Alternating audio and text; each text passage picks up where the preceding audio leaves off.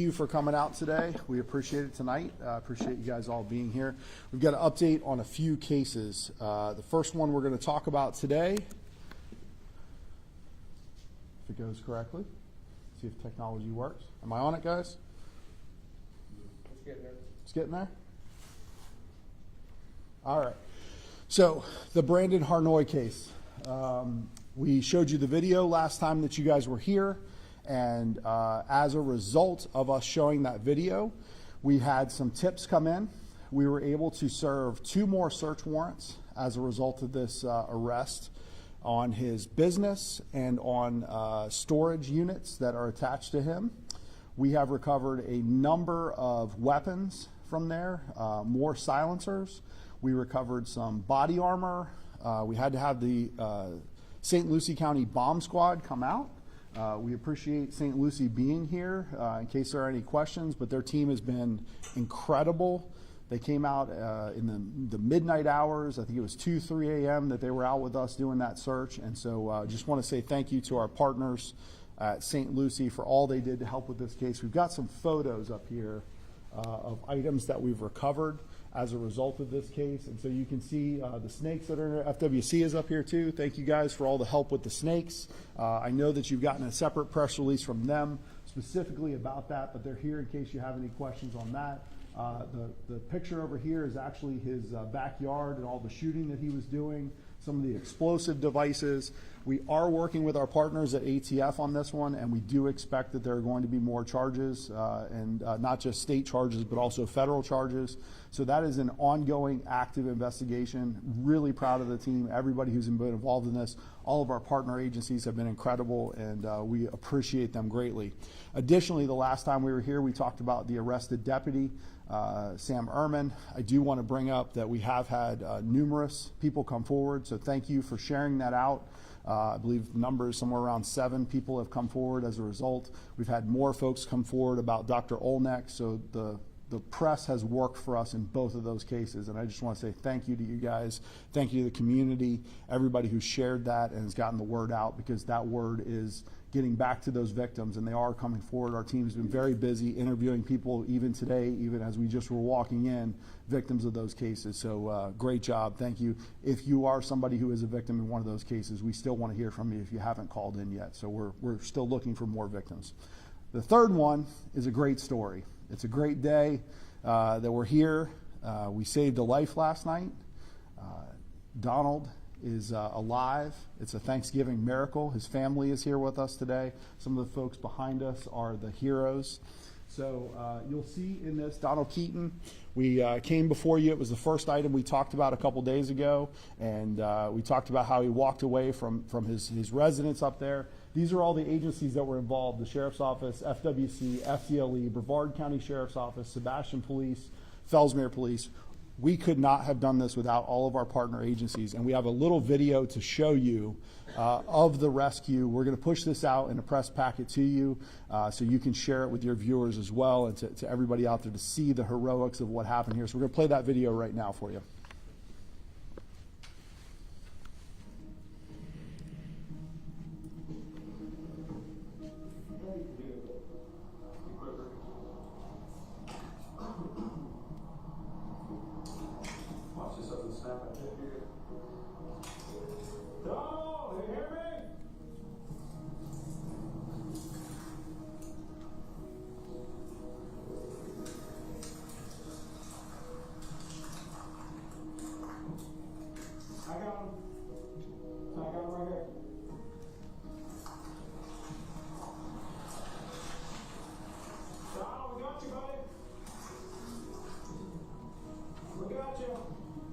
He's alive, he's alive. Donald, you alright, bud? Alright, we got you, okay? Alright, hey, I got EMS coming for you, okay? Alright, you made it. Great job. Yes, please. You got water, girl? You got water? I see him moving, so, right.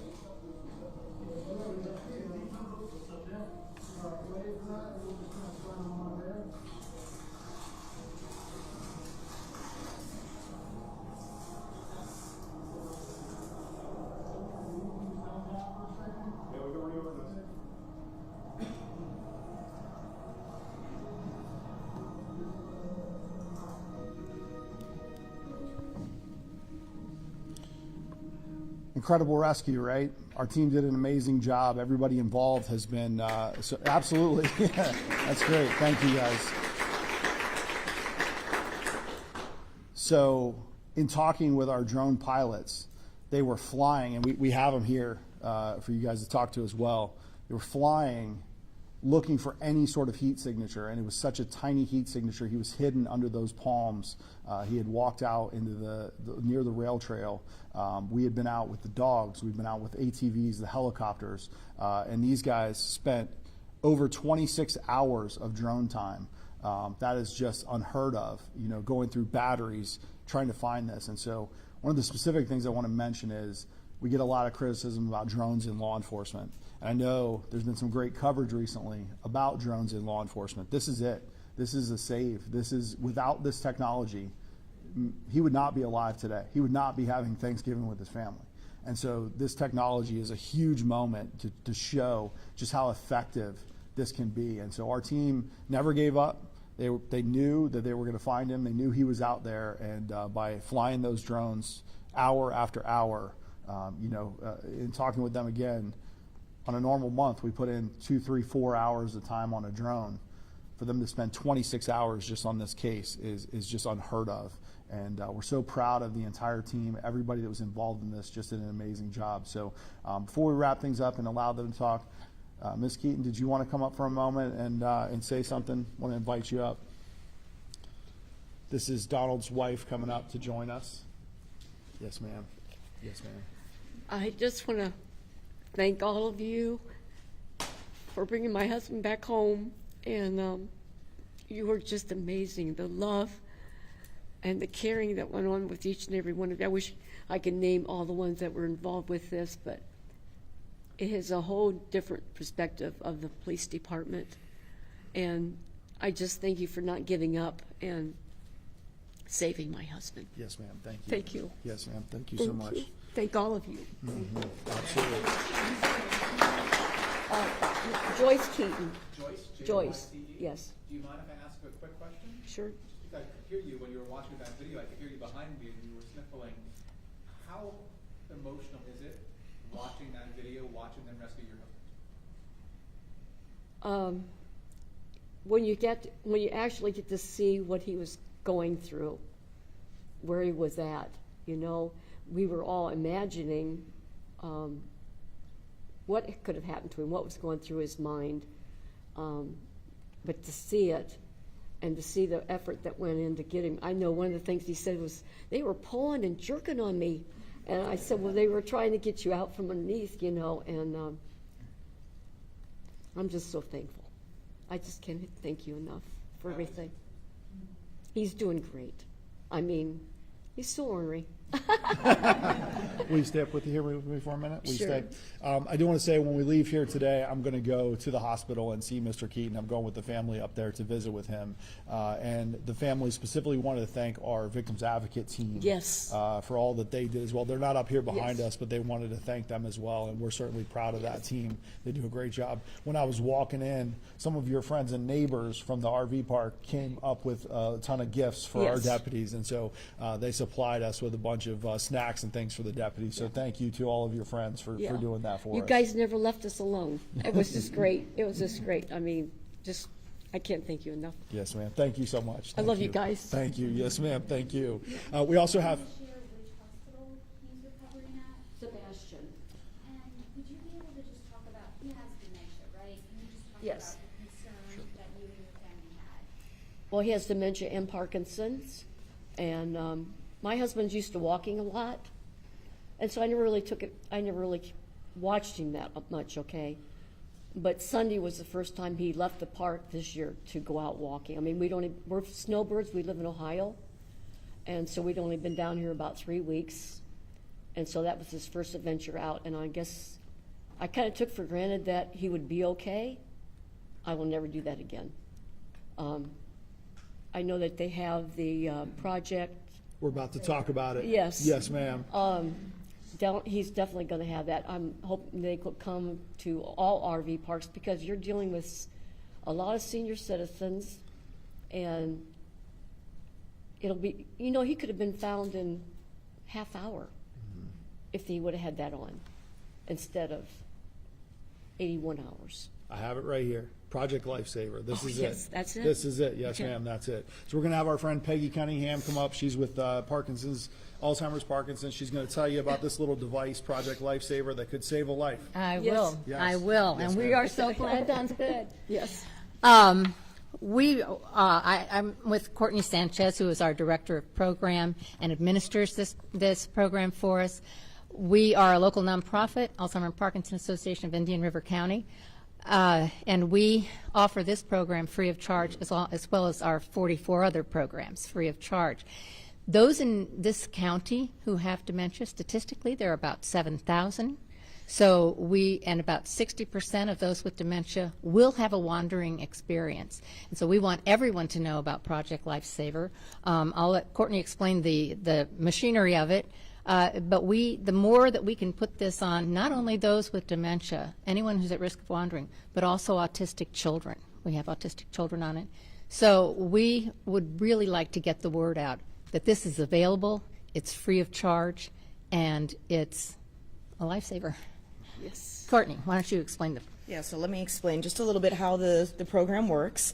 So the person that is at risk for wandering, whether it's a senior or a child with autism, they would wear this device on their wrist, on their person, ankle, and what it is it gives out its own radio frequency signal, and that person is assigned a unique number.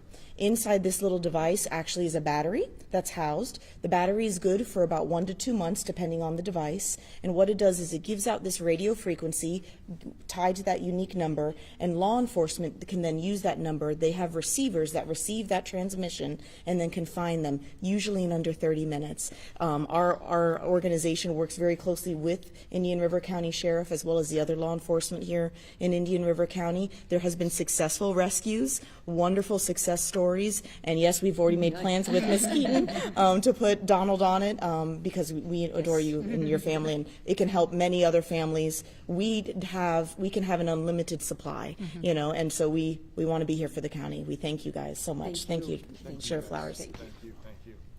Thank you. Okay. Thank you, guys. Lastly, I want to bring up, if he's okay with it, Ryan, will you talk for a minute? Ryan and his brother Chris were the drone operators. I think you hearing directly from them and being able to ask them a couple questions about this drone find are really important. So, Ryan, tell them about last night. So last night we left our briefing.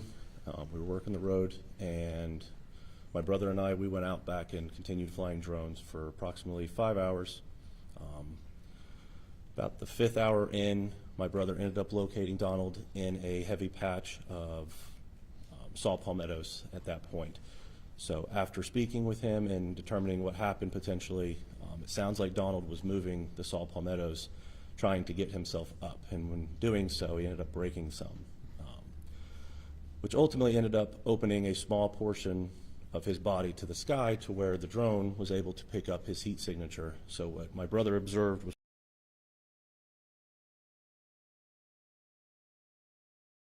on the drone, it looked like maybe a 6-inch by 6-inch square that would be mistaken for a small animal.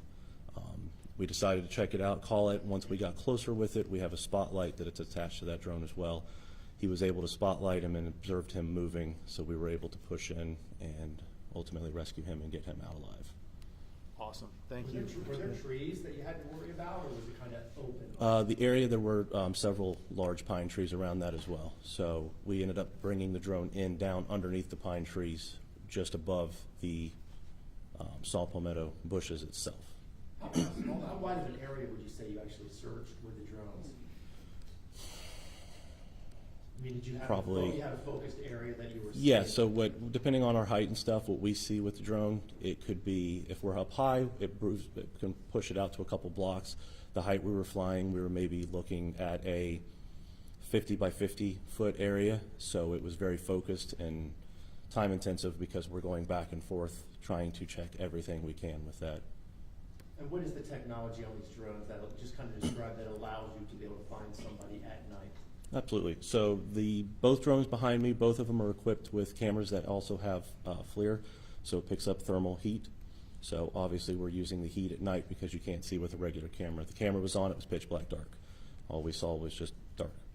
So the thermal camera is what allowed us to find him and be able to get to him.